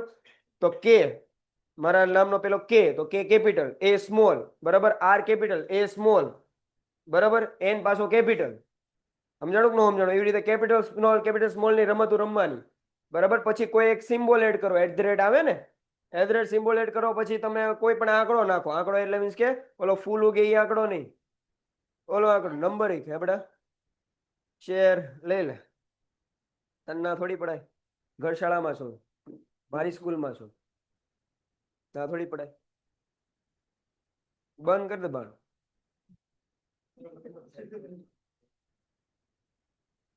ક્યાં તો પાસવર્ડમાં, હા સોરી, બરોબર. તો નંબર એક રાખી દેવાના ને પાછું યાદ રાખવાનું હો. પાછું જ્યારે લખો ને ત્યારે જોવાનું કે આ કેપિટલ નાખ્યું ને સ્મોલ નાખ્યું, પછી પોતે જ ભૂલી જાઓ. એટલે થોડુંક આવી રીતે તમારે સજાગ રહેવું પડે. જો અત્યારે આપણે બધા ઓનલાઈન સાથે જોડાયેલા છીએ, એવું અહીંયા એક વ્યક્તિ નહીં હોય જે સોશિયલ મીડિયા કે ઓનલાઈનથી કનેક્ટેડ ન હોય. એટલે તમારે તમારી સિક્યોરિટી માટે આવા સ્ટેપ શું કરવા પડે? લેવા પડે. એક 2 સ્ટેપ વેરિફિકેશન આવે છે, ખ્યાલ હોય તો. ખ્યાલ છે 2 સ્ટેપ વેરિફિકેશન એટલે? આ ગૂગલમાં તમે જે એપ્લિકેશન અત્યારે તમે વાપરો છો ને એ બધામાં આવે. ઇન્સ્ટાગ્રામ, સ્નેપચેટ, વોટ્સઅપ, ગૂગલ બધામાં આવે. 2 સ્ટેપ વેરિફિકેશનમાં કેવું હોય કે એમાં તમે જ્યારે માની લો કે મારો આ ફોન છે, બરાબર. મારે કોઈ બીજા ફોનમાં મારું અકાઉન્ટ જે છે એ લોગિન કરવું છે. મારી પાસે માની લો કે કોઈ કે મારો આઈડી ચોરી લીધું ને મારો પાસવર્ડ એની પાસે છે, તો આઈડી નાખી દીધું, પાસવર્ડ એને નાખી દીધો, બરાબર. હવે 2 સ્ટેપ વેરિફિકેશનમાં કેવું હોય કે હવે બીજો સ્ટેપ આવે. એમાં કેવું હોય કે તમને જ્યારે તમે આ બધું પાસવર્ડ બધું કરેક્ટ નાખ્યું, બરાબર, પણ હવે એ શું કરશે? તમારા ફોન નંબર પર એક કોડ મોકલશે. એ કોડ જો તમે નાખો તો તમે લોગિન થાવ, બાકી લોગિન થાવ નહીં. અને ઈ નો થાય ને તો એક રિકવરી કોડ આપે. રિકવરી કોડમાં એ શું કરે, માની લો કે તમે 2 સ્ટેપ વેરિફિકેશન ઓન કરી નાખ્યું વોટ્સઅપમાં કે જીમેલમાં કે ગમે એમાં, તો એમાં તમને વેરિફિકેશન કોડ આપે. એમાં 4 થી 7 8 એવા કોડ લખેલા હોય, રિકવરી કોડ હોય. માની લો કે એવી કોઈ પરિસ્થિતિ આવી ગઈ જેમાં તમારો નંબર છે એ બંધ થઈ ગયો છે, તો આ રિકવરી કોડ તો તમારી પાસે હશે ને. એ રિકવરી કોડમાંથી તમે જે કોડ હોય એ તમે નાખો તો તમારું અકાઉન્ટ શું થઈ જાય, ઓપન થઈ જાય. બરાબર. જ્યાં સુધી ઓલા પાસે રિકવરી કોડ નહીં આવે કે તમારા નંબર પર જે કોડ મળ્યો એ નહીં આવે ત્યાં સુધી તમારા અકાઉન્ટની અંદર જઈ શકશે નહીં. એટલે 2 સ્ટેપ વેરિફિકેશન આજે ને આજે બધામાં ઓન કરી નાખવાનું. ઇન્સ્ટાગ્રામમાં, સ્નેપચેટમાં જો યુઝ કરતા હો તો, વોટ્સએપમાં તો બધા યુઝ કરે છે, એટલે વોટ્સએપમાં આવે છે 2 સ્ટેપ વેરિફિકેશન. બરાબર. અને જીમેલમાં તો કરી જ નાખવાનું. રેડી. એટલે આવી રીતે થોડુંક સજાગ રહેવાનું. જો પછી હવે આમાં તે આપણે પડ્યા રહીએ છીએ તો બરાબર, કે ઇન્સ્ટાગ્રામમાં, સ્નેપચેટમાં પડ્યા રહીએ તો થોડુંક સજાગ રીતે વાપરવાનું. હાલ, પછી હું કીધું કે ભાઈ શેર ફેરબદલી અંગેની જોગવાઈ મૂર્ત સ્વરૂપમાં અને અમૂર્ત સ્વરૂપમાં કેવી છે, જુદી જુદી. જો મેં કીધું એમ કે મારે મારા પપ્પાનું શેરનું પ્રમાણપત્ર હતું ને મારે હવે ઈ શેર મારા નામ પર કરવા હોય દાખલા તરીકે, તો મારે એની પ્રોસેસ આખી અલગ કરવી પડે. મારે એ બેંકે જવું પડે, મીન્સ કે જેના શેર હોય એને ત્યાં જવું પડે, એ પ્રમાણપત્ર દેખાડવું પડે, મારે મારા પુરાવા આપવા પડે, મારા પપ્પાનું જે કાંઈ પણ સર્ટિફિકેટ કે જે કાંઈ પણ હોય પુરાવા બધા એ બધા સબમિટ કરવા પડે, પછી ફોર્મ સાઇન કરવું પડે. એ લાંબી માથાકૂટ થાય. પણ તમને ખબર છે, મને ખબર છે કે જ્યારે તમારી પાસે ઓનલાઈન શેર હોય, ડીમેટમાં શેર હોય, તો તમે ઇઝીલી શું કરી શકો, પરચેસ કરી શકો અને શું કરી શકો, સેલ કરી. આમાં કાંઈ આટલી બધી લાંબી પ્રોસેસમાં તમારે જોવાનું હોતું નથી. આપણે પહેલા જોવાનું છે કયા પ્રકારના શેરની, મૂર્ત પ્રકારના શેરની જે છે એનું આપણે જોવાનું છે કે ભાઈ તમારી પાસે શેરનું પ્રમાણપત્ર હોય તો તમારે શેરની ફેરબદલી કરવી હોય તો કઈ રીતે કરી શકો. બરાબર. આઈએમપી છે, આના કેટલા પોઈન્ટ છે, લગભગ કેટલા 13 પોઈન્ટ છે. એટલે 3 માર્ક માટે અને 4 માર્ક માટે આઈએમપી આ પૂછી શકે. બરાબર. કે મૂર્ત પ્રકારના શેરમાં શેરની ફેરબદલી કરવી હોય, બરાબર, તો કઈ કઈ બાબતોનું ધ્યાન રાખવાનું, અથવા તો કઈ કઈ બાબતોમાંથી કઈ કઈ પ્રોસેસમાંથી પસાર થવાનું હોય. તો પેલું આ ધ્યાન રાખજો, સાવ ઈઝી છે, આવી રીતે યાદ રાખવાનું. હું જેમ કહું ને, જો મારા પપ્પા છે, બરાબર, એના શેર છે, મારે એ શેર મારે મારા નામ પર કરવા છે. બરાબર. તો આમને આમ તો થશે નહીં. હવે તમને ખબર ફિઝિકલ સ્વરૂપમાં છે એટલે તમારે બધી પેપર વર્ક કરવું પડશે. તો પેપર વર્કનો પહેલો પડાવ શું આવે, એનું શું દેવાનું, ફોર્મ ભરવું પડે. બરાબર. જ્યાં જાઓ ત્યાં, બેંકમાં જાઓ તો પેલા આ ફોર્મ ભરો. બરાબર. પછી જ તમને આ થાય. બરાબર. જો વીમા પોલિસી હોય તો એમાં ફોર્મ ભરો. એટલે બધામાં ફોર્મ ભરવાનું આવે જ તે. એટલે આમાં પહેલું સ્ટેપ તમારું શું, શેર ફેરબદલી તમારે શું લેવાનું છે, ફોર્મ લેવાનું છે. શેર ફેરબદલી કરવા કઈ કરવા બદલી લઈ જાય ને બટા, લાઈવ લેક્ચરમાં શરૂ છે. પછી ભલે હવે ઘરશાળા રહ્યું. લા ખોલ એલા ક્યાં શું કરેલા, શેર ફેરબદલી થઈ ગઈ કે હું, એટલે થોડો કન્ફ્યુઝન છે. હા, તો હું લેવાનું, પેલા ફોર્મ લેવાનું. ફોર્મ ભર્યા વગર કઈ જવાનું નહીં. શેર ફેરબદલી કરવા માટે નિયત કરેલ શેર ફેરબદલીનું શું ભરવું પડે છે, ફોર્મ ભરવું પડે છે. જેમાં ખરીદનાર અને વેચનાર બંને પક્ષકારના શું હોય, નામ હોય, એનું સરનામું હોય અને સહી શું છે, આવશ્યક હોય. આવા પ્રકારના ફોર્મ તમે કંપનીની રજિસ્ટર ઓફિસે શેર દલાલ પાસે તો શેર બજારમાંથી મેળવી શકો છો. બરાબર. જો તમારે કંપનીની રજિસ્ટર ઓફિસે જવું ત્યાંથી લઈ શકો, અથવા તો તમને એવું હોય, ઘણાને આપણા જે દાદા કેમ હોય ને કે પપ્પા, એને મોસ્ટ ઓફ શેર બજારનું ખ્યાલ હોય પણ એને પૈસા રોકવા હોય તો એ શેને રોકે, શેર દલાલને એક રોકી નાખે, શેર બ્રોકરને એક રોકી નાખે, જે એના વતી બધું કામ કરે. તો એ શેર બ્રોકર પાસેથી તમે શું લઈ શકો છો, શેર ફેરબદલીનું ફોર્મ લઈ શકો છો, અથવા તો એની ઓફિસે જઈને લઈ શકો છો. હાલો, એ થઈ ગયું, ફોર્મ મળી ગયું. બરાબર. બધી વસ્તુ લખી નાખી. હવે ફોર્મ દેવા જવું પડશે. બરાબર. હવે તમે જ મને કહો, તમે બધા એ નક્કી કર્યું કે અમારી પાસે બધા, અમારા પપ્પા પાસે, મમ્મી પપ્પા પાસે જેટલા શેર છે ને બધા અમારા નામે કરવાના. તમે તમારા બધા પાસે ફિઝિકલ ફોર્મમાં શેર છે, તમે ફોર્મે ભરી નાખ્યું. બરાબર. હવે તમે મને ફોર્મ દેવા આવ્યા, મેં તમારું ફોર્મ લીધું, એમાં જોયું કે ઓકે ભાઈ શેર ટ્રાન્સફર કરવાનો ને, સહી ભાઈ સરનામું બધું છે. ઓકે. પુરાવો શું કે તમારા કંપનીમાં અહીંયા શેર છે, તમારા મમ્મી પપ્પાના શેર આ કંપનીમાં છે, એનો પુરાવો શું, હું એમ કહું તો ખરી ને. તો તમારે ત્યાં શું રજૂ કરવાનું થાય, પ્રમાણપત્ર થાય ને કે આ ભાઈ લે આ પુરાવો, બરાબર? એમ કે શેર ફેરબદલીની ફોર્મની સાથે શું દોરવાનું?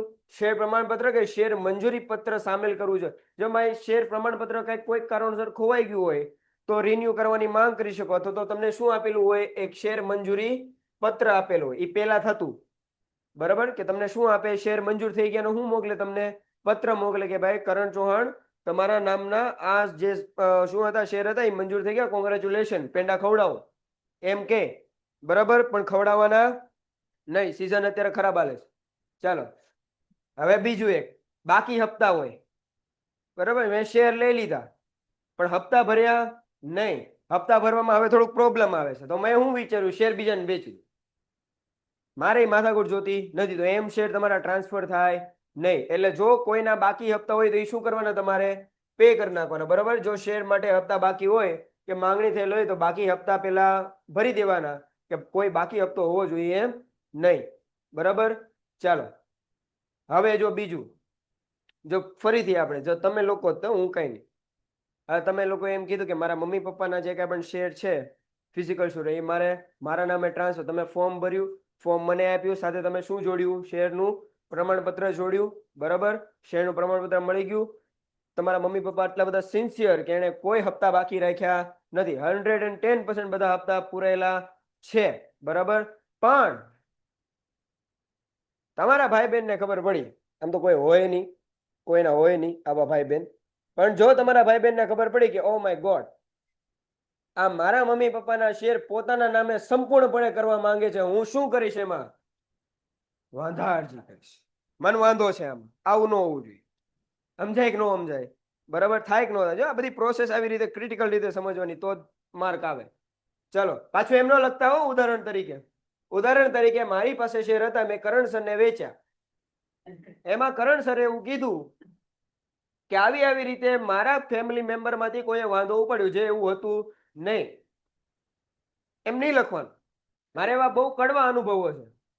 આની પહેલા આજથી 3-4 વર્ષ પહેલા, બરાબર, હું જ્યારે ભણાવતો હતો 12માં, ત્યારે મેં આવા 2-3 ઉદાહરણો આપ્યા હતા, જેના કારણે એ લોકોને ઇઝીલી સમજાય. મારો મેઇન મોટિવ એ હતો કે શું થાય તમને મગજમાં ઉતરે, બરાબર? ટેસ્ટ લીધી પછી ટેસ્ટમાં આવી રીતે લખે, પછી ઉદાહરણે શું લખે? જે મેં દીધા હોય નહીં, બરાબર?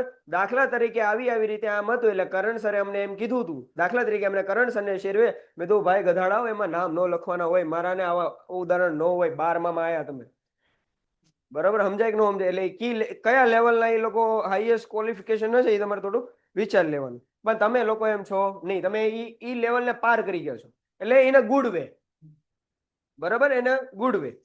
હાલો, વાંધા અરજી કોઈએ કરી? ઘરમાંથી નથી કરી. બધા સિન્સિયર ઘરમાંથી જ આવો છો. જે ફેરબદલી કરવાની હોય તે શેર માટે કોઈ પણ પ્રકારની વાંધા અરજી હોવી જોઈએ નહીં. જો શેર ફેરબદલીની સામે કોઈ પણ પ્રકારની વાંધા અરજી હોય તો ફેરબદલી કંપની કરતી નથી, મંજૂરી જ ન આપે તમને. ભાઈ ઉભા રહ્યો, હજી તમારા ભાઈ બહેને ના પાડી છે કે વાંધો આપ્યો છે એટલે અમે ફેરબદલી કરશું નહીં, મંજૂરી જ નહીં આપે ક્યાંથી ફેરબદલી? સમજાય કે ન સમજાય? બરાબર?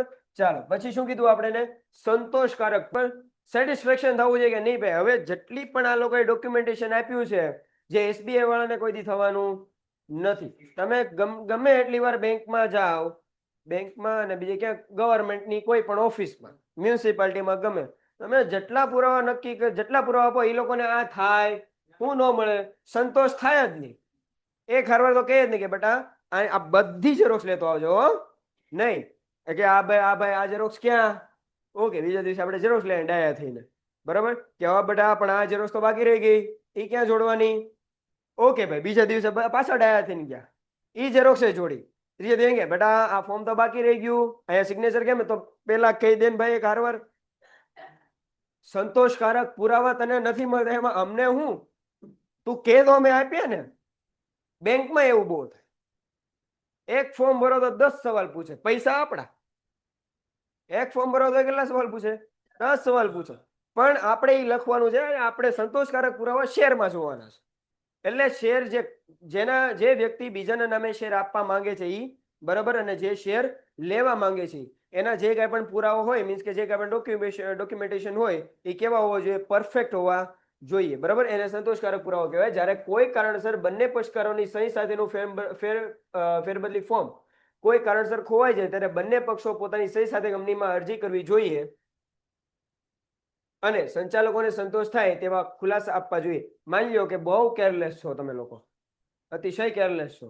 તમે ફેરબદલી ફોર્મ ભર્યું બરાબર, પણ વરસાદમાં નાતા ગયા ઘરે અને ફેરબદલી ફોર્મ પલ્લી ગયું ને ફાટી ગયું બરાબર. કારણ કે એ આમ કહેવાય ને કે તમને ખ્યાલ હોય તો બરાબર ખબર જ છે કે ભાઈ અત્યારે વરસાદનો સિઝન ને આપણું જો કોઈ ડોક્યુમેન્ટેશન આમ ફોલ્ડ કરીને મૂક્યું ને પછી જ્યારે ભીનું થઈ ગયું ત્યારે એની એક લેયર આમ એમ થાય કે ટાઈમ બોમ્બની જેમ કરો ઓલું બોમ્બ ઓલો ડિફ્યુઝ કરે ને એમાં આમ એટલું જ કેરફુલ હોય, આપણે એટલું કેરફુલ રહેવું પડે જો એટલો ઇમ્પોર્ટન્ટ ડોક્યુમેન્ટ હોય તો. બાકી એસપી નો પેપર હોય તો એ ક્યાંય ઉડી ગયો હોય એનું આમ જ થાય. સમજાય કે ન સમજાય? તો મને સમજાય બરોબર. ચાલો, એટલે ઇન કેસ જો આવું ફેરબદલી ફોર્મે તમારાથી કદાચ ગુમ થઈ ગયું હોય તો તમારે એના જે સંચાલકો હોય, જે કંપની હોય બરાબર, એને સિગ્નેચર સાથે એક એવો લેટર લખવો પડે કે ભાઈ એક XYZ કારણોસર અમારું જે કાંઈ પણ આ શેર ફેરબદલીનું ફોર્મ હતું એ ખોવાઈ ગયેલ છે અથવા તો નાશ પામેલું છે બરાબર, પણ અમે બંને પક્ષકારો જે છીએ એ શેર ફેરબદલી કરવા માંગીએ છીએ. આ ભાઈ શેર વેચવા માંગે છે, મારે શેર ખરીદવા છે અને એની માટે જે કાંઈ પણ જરૂરી તમારે પુરાવા રજૂ કરો, મીન્સ કે તમારું જે આઈડેન્ટિફિકેશન કાર્ડ હોય XYZ એ બધું તમારે કોને રજૂ કરવું પડે? કંપનીને આપવું પડે બરાબર. ચલો, લિયન હકનો ઉપયોગ કંપનીમાં પોતાનું લેણું વસૂલ કરી શકે તેમ હોય તો કંપનીના સભ્ય દેવાદાર છતાં ફેરબદલી માન્ય રાખી શકે છે બરાબર. આની પહેલાનું ચેપ્ટર કાઢો, પહેલાના ચેપ્ટરનું છેલ્લું પાનું, આની પહેલાના ચેપ્ટરનું છેલ્લું પેજ. શેર લિયન હક આપ્યું છે કે નથી આપ્યું? આપણે ધીમો સ્ટેમ્પી કરાવ્યું હતું, પૂછાય બરાબર. ચલો, આમાંથી બોલો તો એ વાંચવાનું છે. શેર લિયન હક એટલે શું? કોણ વાંચશે? શેર લિયન હક એટલે શું? તું જ એક મારી ઉમ્મીદ છો, તું જ વાંચી શકીશ, બીજું કોઈ હાથ નહીં ઊંચો કરે. બોલ, જોરથી વાંચજો ભાઈ.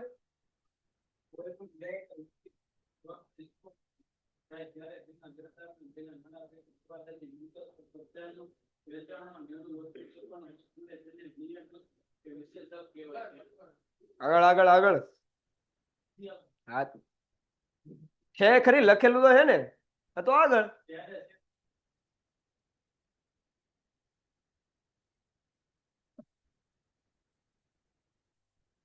સરસ.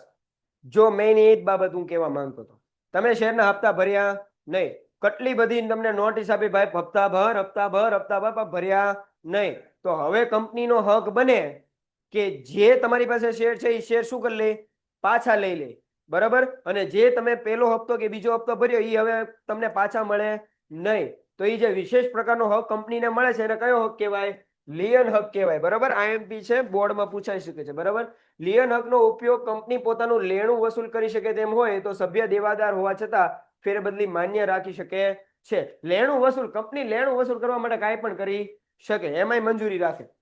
હવે છે સ્ટેમ્પ ડ્યુટી. જો ભાઈ સ્ટેમ્પ ડ્યુટી અલગ અલગ ટાઈપની હોય, જેવું પછી તમારું ડોક્યુમેન્ટેશન કે જે તમારી પ્રોસેસ હોય બરાબર. તમારે જમીનના કાગળ હોય કે પ્રોપર્ટીની લે વેચ કરવી હોય કે શેરનું ફેરબદલી કરવી હોય તો અલગ અલગ પ્રકારની તમને શું લાગે? સ્ટેમ્પ ડ્યુટી લાગે. સ્ટેમ્પ ડ્યુટી એક પ્રકારનો લેખિત દસ્તાવેજ છે. શું છે? લેખિત દસ્તાવેજ છે બરાબર, જે ગવર્મેન્ટ થ્રુ હોય બરાબર. અહીંયા સ્ટેમ્પ ડ્યુટી તમે જો ઘણા બધા લાગ્યા હશે, બેનર લાગ્યા હોય. આપણે અહીંયા વકીલ ચેમ્બર્સ અહીંયા લાગેલા છે. તમે બજાર સાઈડ જાઓ તો ત્યાં બધા વકીલની ઓફિસ બધી હોય ને, ત્યાં લાગેલા હોય બરાબર. તો જ્યારે તમે આવી રીતે ફિઝિકલ શેર માટે કરો તો તમારે શું દેવી પડે? સ્ટેમ્પ ડ્યુટી આપવી પડે. શેર બજારની કિંમત અનુસાર ફોર્મ ઉપર સ્ટેમ્પ ડ્યુટી લગાડવી જોઈએ.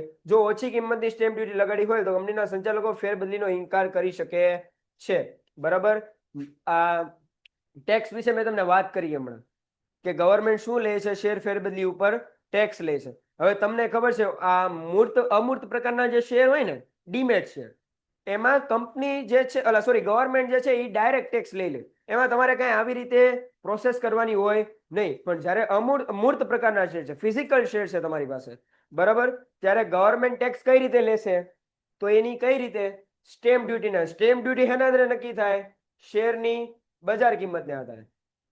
હજી એકવાર તમને કહું, મેં આની પહેલા કીધું હતું કે ડીમેટ અકાઉન્ટ જે તમારું હોય બરાબર, એમાં તમારા જે શેર હોય એ શેર તમે વેચવા માંગો. હવે એ શેરની જે બજાર કિંમત હશે એ મુજબ ગવર્મેન્ટ એની પર શું લેશે? ટેક્સ લેશે. એના જે પર્સન્ટેજ હોય કેવા હોય? અલગ અલગ. જેટલી શેરની કિંમત એ મુજબ પર્સન્ટેજ કેવા? અલગ અલગ. તો અહીંયા ફિઝિકલ ટાઈપના શેર છે, બરાબર? તો એ ફિઝિકલ ટાઈપના શેરની જે બજાર કિંમત હોય એ મુજબ તમારે શું લગાડવાની હોય? સ્ટેમ્પ ડ્યુટી લગાડવાની. તમને એમ હોય કે ભાઈ સ્ટેમ્પ ડ્યુટી આપણે ઓછી લગાડીએ, બરાબર? શેરની બજાર કિંમત જેટલી હોય એ મુજબ જે કાંઈ પણ સ્ટેમ્પ ડ્યુટી લાગતી હોય એની કરતાં તમે કેવી સ્ટેમ્પ ડ્યુટી પે કરી? ઓછી પે કરી, બરાબર?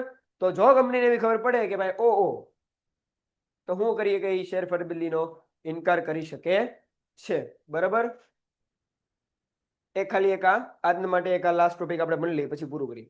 નવા શેર ધારકોને શેરના પ્રમાણપત્ર આપવા, બરાબર? હવે આ જે કાંઈ નવા શેર ધારકો હતા, બરાબર, જેને પોતાના મમ્મી પપ્પાના શેર પોતાના નામે ટ્રાન્સફર કરી લીધા, બરાબર, એ લોકોને શું કરવાનું છે? નવા પ્રમાણપત્ર દેવાના છે. હું દાંતે ના આવે તમને આમ જાણે તમને શું દેવાના છે? ટૂંકમાં પ્રમાણપત્ર દેવાના. ઓકે ભાઈ, કોંગ્રેચ્યુલેશન, મમ્મી પપ્પાના શેર તમે તમારા નામે કરી લીધા. હવે શું દેવાના? એનું સર્ટિફિકેટ તો આપવાનું ને, સ્ટેજ પર બોલાવીને. એટલે એમ નોય, મજાક કરું છું, એમ તમને ન બોલાવે, બરાબર? હવે જે કાંઈ પણ તમારા નામે શેર ટ્રાન્સફર થઈ ગયા છે, હવે તમારા મમ્મી પપ્પાનું જે કાંઈ પણ હવે નામ લાગતું, હવે એ નામ લાગશે નહીં. કંપનીનો માલિકીનો હક એમનો પૂરો, બરાબર? હવે કોનો હક શરૂ થશે? તમારો, બરાબર? તો તમારા નામનું એક શું મળશે તમને? શેરનું પ્રમાણપત્ર મળશે. માન્ય રાખતા એક માસમાં એટલે એક મહિનામાં, એક મંથમાં 31 દિવસની અંદર, બરાબર, તમને શું આપશે? શેરનું પ્રમાણપત્ર તમને મોકલી દેશે કે કોંગ્રેચ્યુલેશન, તમારા નામે શેર ટ્રાન્સફર થઈ ગયા, બરાબર? સમજાણું કે ન સમજાણું? જો સાવ ઈઝી ચેપ્ટર છે, કાંઈ બહુ અઘરું છે નહીં. એમ છતાંય તે ઘરે રીડ કરજો ભાઈ. મહેરબાની કરીને પત્રમાં વાંચન કરવાનું રાખો ભાઈ. પત્રના માર્ક તમે લૂંટી શકો ને એવા છે, તેમાં તમે તમારી રીતે ગમે એ લખી શકો, બરાબર? પણ એમાં તમારી ભાષા જો શુદ્ધ નહીં હોય ને તો હું માર્ક નહીં આપી શકું, હું બોર્ડે નહીં દે, બરાબર? ને એ ક્યારે આવે? તમે રીડિંગ કરો તો આવે. પત્ર ખાલી વાંચો ને એટલે તમને આપોઆપ લેંગ્વેજ આવડશે, એ મારી જવાબદારી. પણ પત્ર વાંચવાનું રાખજો, બરાબર? બાકી તો આપણે કરીએ જ છીએ. ચાલો દાસો. પેન્ટેડ એપ્લિકેશન ધોરણ 6 થી 12ના વિદ્યાર્થીઓ માટે અપડેટ થઈ ચૂકી છે. આ એપ્લિકેશનમાં શું છે? બધા જ વિષયના વિડીયોઝ છે. ગુજરાતની બેસ્ટ ફેકલ્ટી દ્વારા લાઈવ લેક્ચર્સ છે. આઈએમપી પ્રશ્ન છે, ટેસ્ટ સિરીઝ છે અને ગુજરાતના તમામ વિદ્યાર્થીઓ સાથે તમે તમારી કમ્પેરિઝન કરી શકો છો. ગેમિફિકેશન છે અને બીજું ઘણું બધું. તો તમે એપ્લિકેશન ડાઉનલોડ ન કરી હોય તો ડિસ્ક્રિપ્શનમાં લિંક આપી છે, હમણાં જ પ્લે સ્ટોર ઉપર જાઓ અને એપ્લિકેશન ડાઉનલોડ કરો. ઘરે બેઠીને સરસ મજાનું ગુજરાતની જોરદાર ફેકલ્ટી સાથે ભણો, સારા માર્ક્સે પાસ થાઓ.